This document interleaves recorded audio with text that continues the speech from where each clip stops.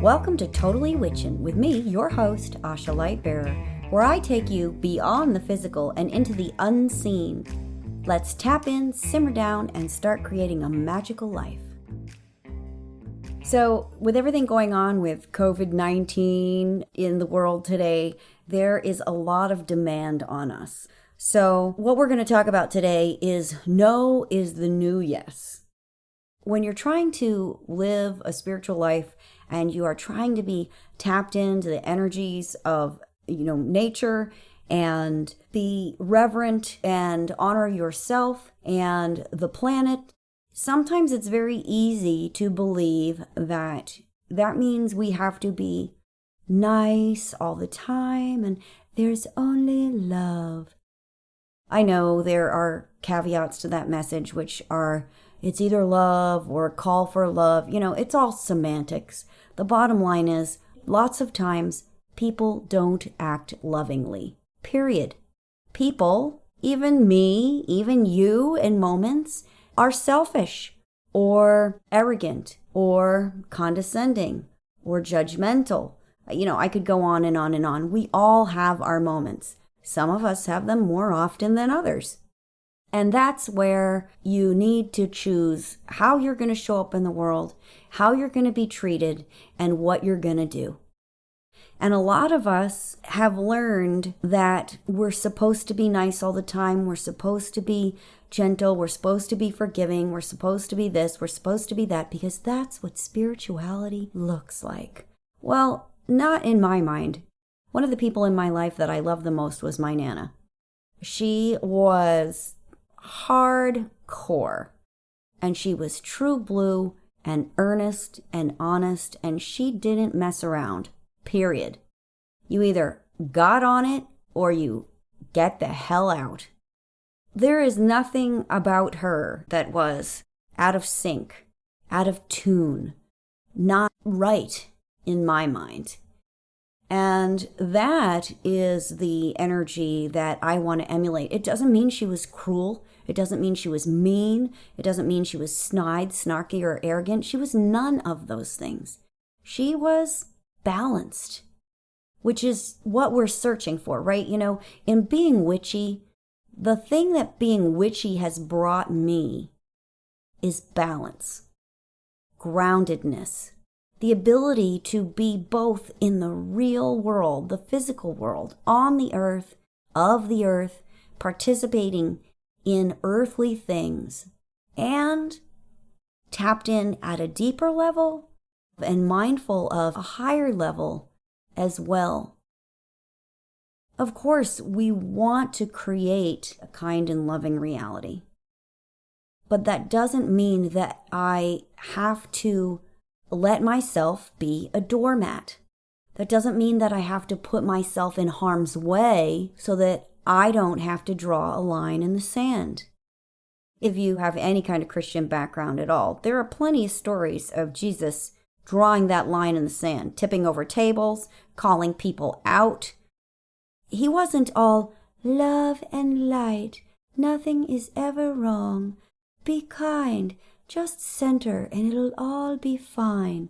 When it was time to take action, he took action.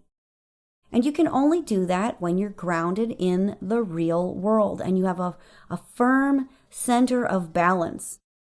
Literally, as I got more and more out of the new age energy and into the witchy energy, the deep energy, which is what I love absolutely the most, my center of gravity shifted. It's no longer up above my head, floating around. It's in my body, making me fully aware.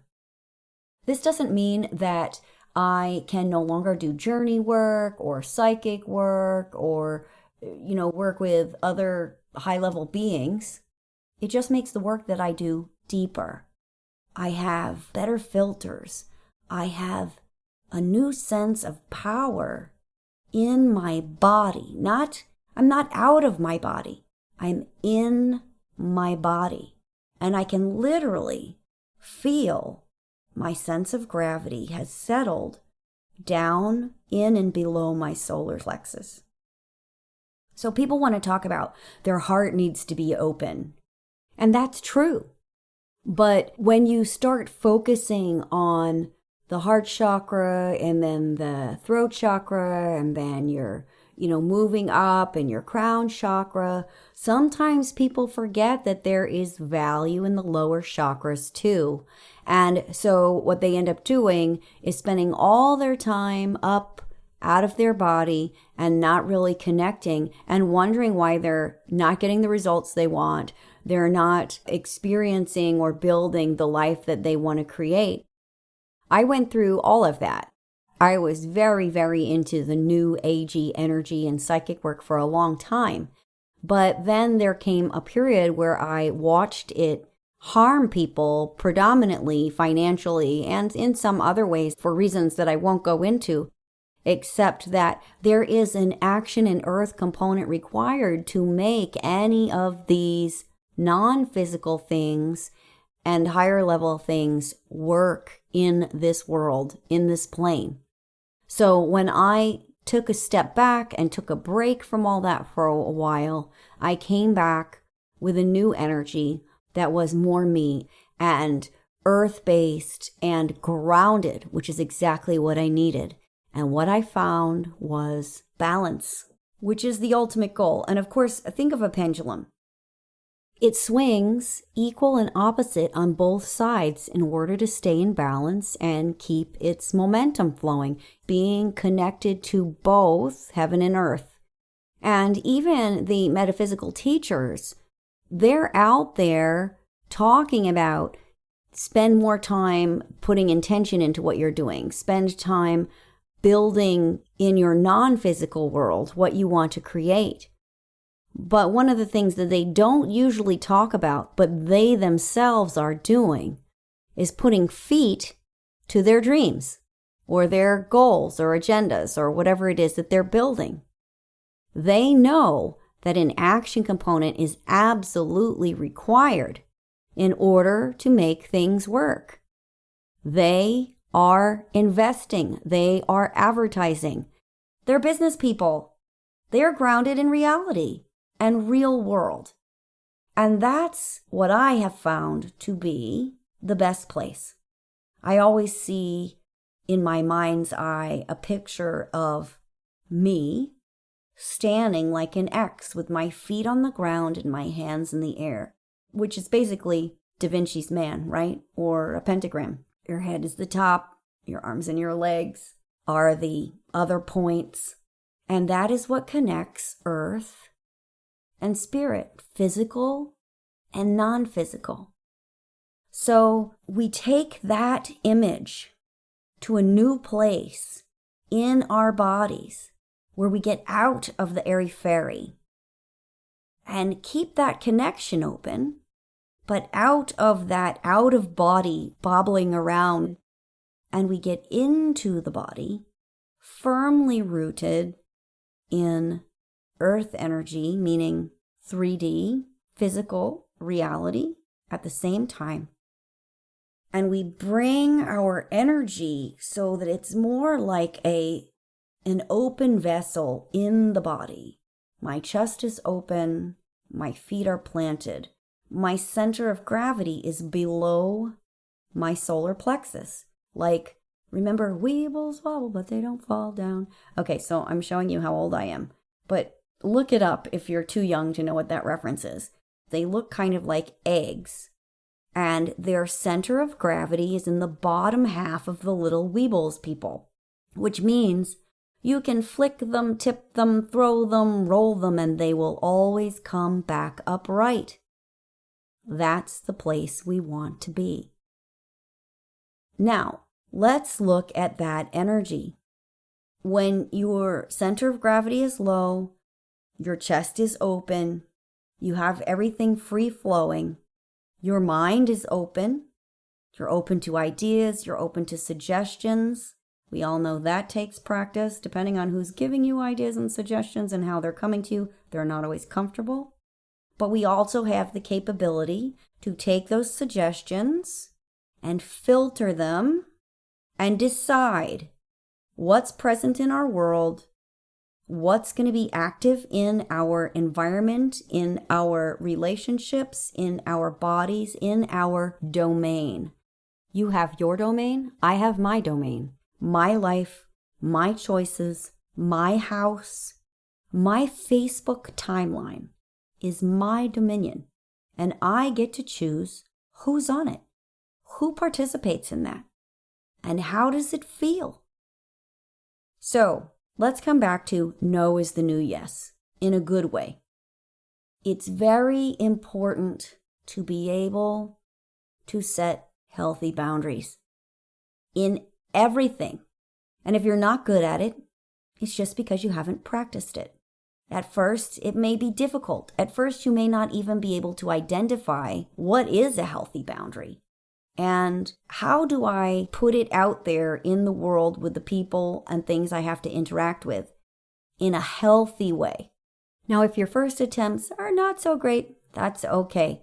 Cut yourself some slack because there's a learning curve here. Sounds silly, but there's a learning curve, especially if you're a woman or if you've grown up in a family with some kind of domineering, dominant, or abusive energy, because you have been taught that you are not allowed to set healthy boundaries and to make your own rules and to enforce those rules about yourself or your space or your life.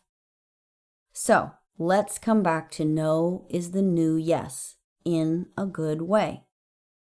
I know they say you're not supposed to let politics divide friends, family. It's not the spiritual way.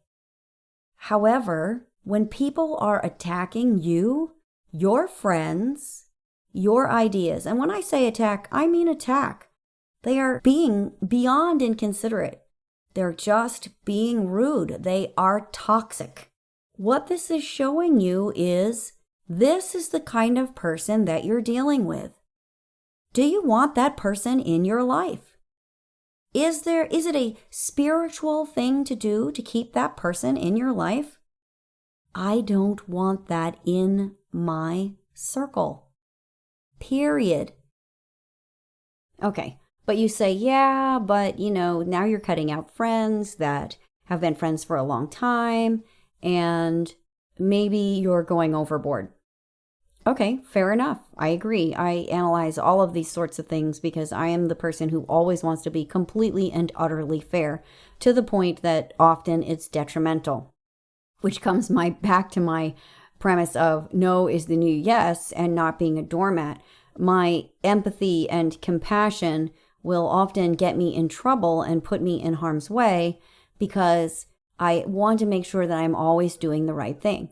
So I'm going to look at the situation. For example, let's use a quote-unquote friend who trolls my Facebook timeline and writes bad things on my timeline against my friends, against my ideas, whatever else, because his view is so fundamentally different and he just can't be respectful about it. The other day, I had to make a decision. Am I tired of this? Am I tired of this kind of toxic energy on my timeline? This is somebody I've known for over 20 years. And I realized I don't need this, period. It's not healthy. Okay, so you wonder, am I going overboard and undoing relationships that have been steadfast over many, many years? And maybe I am overreacting. And maybe I am letting politics get the best of me. But when in doubt, there is another tool at hand. And it's just a very basic, common sense, down-to-earth tool. And it's called review. Let's review the facts. Let's review my history with this person who trolls my timeline and is just rude. Just rude. And I do want to be fair. I always want to be fair. I pride myself on doing the best I can to be fair. Even when I was getting divorced, my attorney and my other people on my team were like, "Are you nuts? Why are you doing this?" I'm like, because what you're suggesting is not fair. But what is fair is to look at the information at hand, to look at the history of what's happened with this person in your life and how have they shown up, so that you can actually evaluate, are they a toxic person who is constantly bringing that toxic energy into my world and potentially damaging me, or are they just having a moment?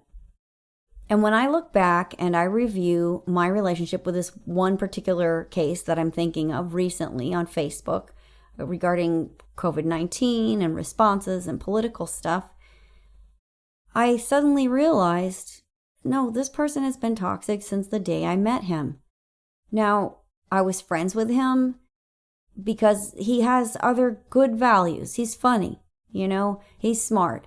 He is capable at his job, and so at work there was 3 of us that were friendly.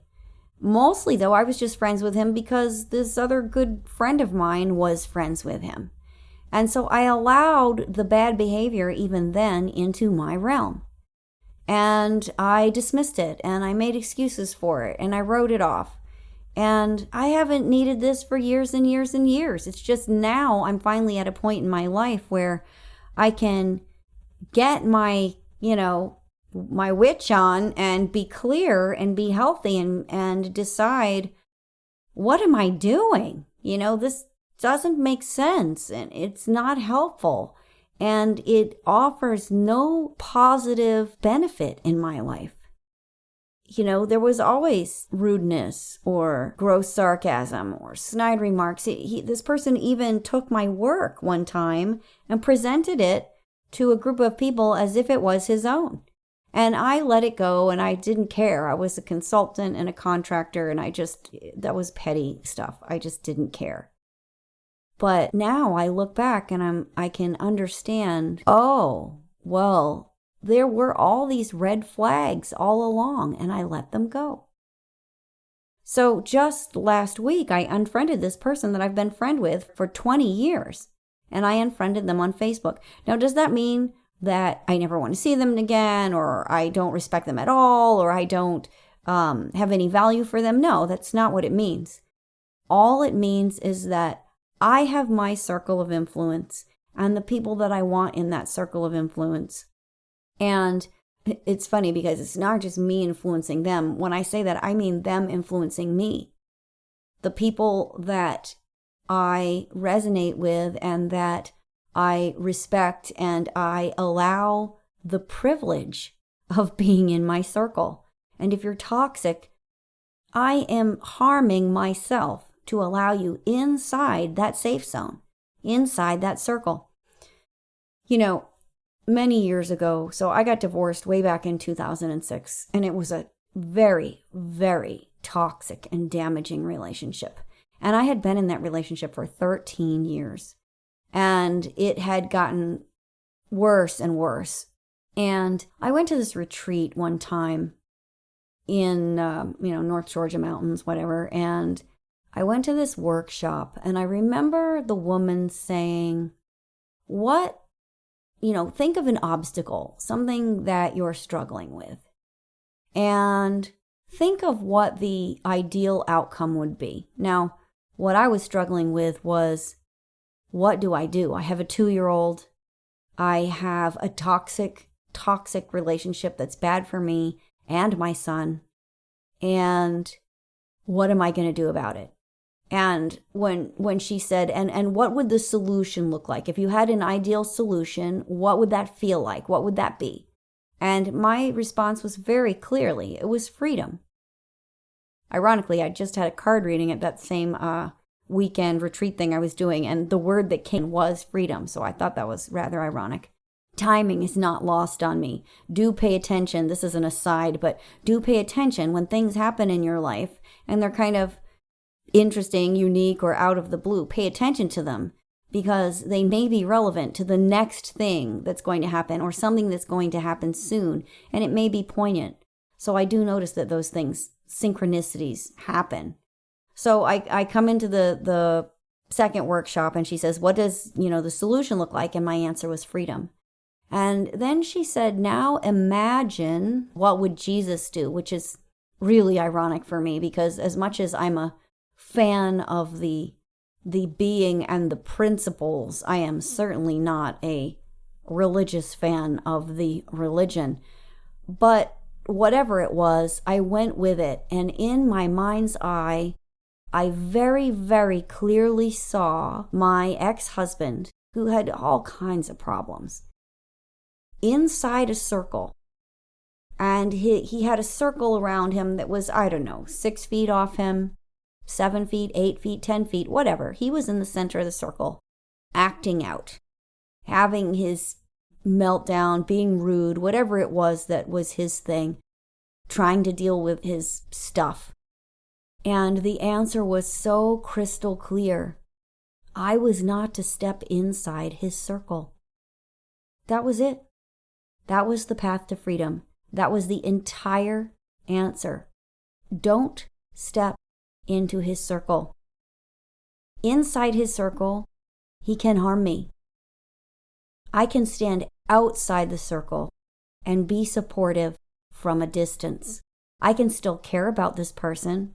I can still want the best for this person, but I can do it from a place that's safe and healthy for me.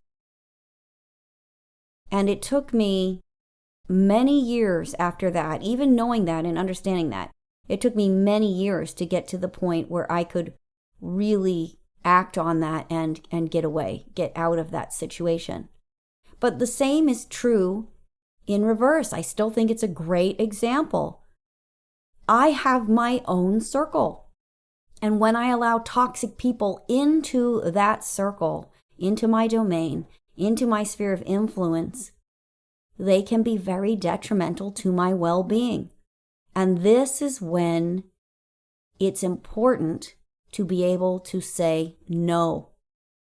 And when we say no, we don't say no because we are against the other person or we are riling against some other situation. It's not out of hatred or anger towards them or whatever is happening. Even if it's something that is heartbreaking to watch and we have a cause or a fundamental thing, we're not acting out against that with hatred or anger. We're acting out because we know what's right and what's healthy and what we need to do to protect ourselves or to protect someone else that needs a voice. So when you're thinking about all this stuff, it's important to be objective. It's important not to just react in the heat of the moment. There's nothing totally witchin' about flying off the handle at somebody just because you're out of balance. Now, that does happen, and sometimes it can actually be beneficial. But for the most part, what we're trying to do is we're trying to be like my Nana those decades ago. She was firm, clear, concise, kind, and nobody messed with her because she had good boundaries. She was healthy. She knew what to do for herself and for the people that she was responsible to and for, like us as grandchildren and the animals on the little home farm that I lived on. I remember a story. There was a boy that lived at the top of the hill next to our properties, and he would come down and play, and he had a friend over. And, they were just boys, 12, 13, 11, I don't know, full of hell. And they were poking sticks at this little rabbit that I had. And I was about in tears. I was just a mess. I was such a pushover when I was little. I had no self-esteem at all and was just kind of cowering, meek. And I ran in and I got my Nana, and boy, she came out and you could see the fire in her eyes. It was wrong. She knew it was wrong, and she told them to get off her property in no unsure way. And they ran. They knew they had messed with the wrong person. And this is what totally witchin' looks like. So let's just kind of wrap things up here. The ultimate goal is balance. The ultimate goal is knowing when to say yes and knowing when to say no. Sometimes that's going to take longer to figure out if you have consistently not been empowered and you haven't been able to say no in a healthy way in the past. So that's going to take practice. You're going to have to stop and look back and realize, that didn't go quite right. I think I should have handled this differently. I think I should have said no. Sometimes we need that little space to be objective and realize, whoa, that guy's been toxic for 20 years, but I wasn't then who I am now. And I was not able to not be interested in that. So it does take practice. And I will tell you that if you're not used to doing this, the more times you practice it, the easier it gets over time. It also takes practice to draw a line and be clear on what's important and when you need to say no kindly. And if you can't do it from a place of understanding that you're honoring yourself and you're not attacking somebody else, that might not be the best time to do it. If you really want to be grounded and you want to be balanced and you want to be connected to both heaven and earth, spiritual and physical, your deep self and a higher consciousness, it's important that we look at the facts, we act out of integrity and equanimity, and we do our best to stay in the body, reading the signals of what's going on. You can't feel what's happening if you're not in your body. And then you react. And if you're afraid, you react through the fear anyway and do what you know is right and take the risk and let the chips fall where they may and see what happens. And in my experience, every time I go out on a limb and I do something that I know is right for me, even when I really don't want to, like I do not want to do it, that is when I reap the biggest rewards. That's when I also build my self-esteem. That's when I build my understanding of the nature of the world and energy and magic and how it works. Those have been pinnacle moments in my life. So, a quick checklist here. Of course, it's important to say yes when you can say yes, and it's good for you. And sometimes even that's going to be uncomfortable. Something that you really don't want to do, but yet you know that it's the right thing for you to do, or that you have to face it or deal with it, whatever it is. Those are all important times to say yes. Taking opportunities, even when we're afraid of participating or looking foolish or embarrassing ourselves, those are good times to say yes.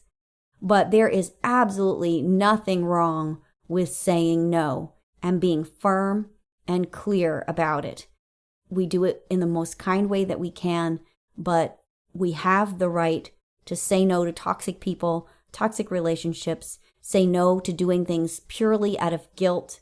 If someone is guilting you, that is a manipulation. Maybe you need to really look at that and why you're doing it and either clean it up or say no. If it's going to harm you financially, emotionally, or physically, you probably need to say no. If it's peer pressure, you probably need to say no. Now, if you don't say no and you couldn't muster the courage, guess what? You're going to get another chance. So your homework this week is simply to be aware of how you're feeling when you're making choices and you're dealing with people and you're choosing what responsibilities you're going to fulfill or not, and that you really take an objective look instead of reacting off the cuff. Even later on, go back and take an objective look. What is the history with this person? What is the history in this relationship? And is the reason why I'm feeling bad because I'm actually harming myself by continuing to say yes and allow myself to be run by outside circumstances? Or am I gonna put on my big girl pants, or what do boys do? I don't know for men how you say that. But you get the point. And I'm going to say what I need to say and do what I need to do from a place of honoring myself. That's it for this week. Let us know what you think. Go to totallywitchin.com and look for a blog post that goes with this episode and give us your feedback. Do you love it? Do you hate it? Is it totally witchin' or totally garbage? Until next time, peace out, witches.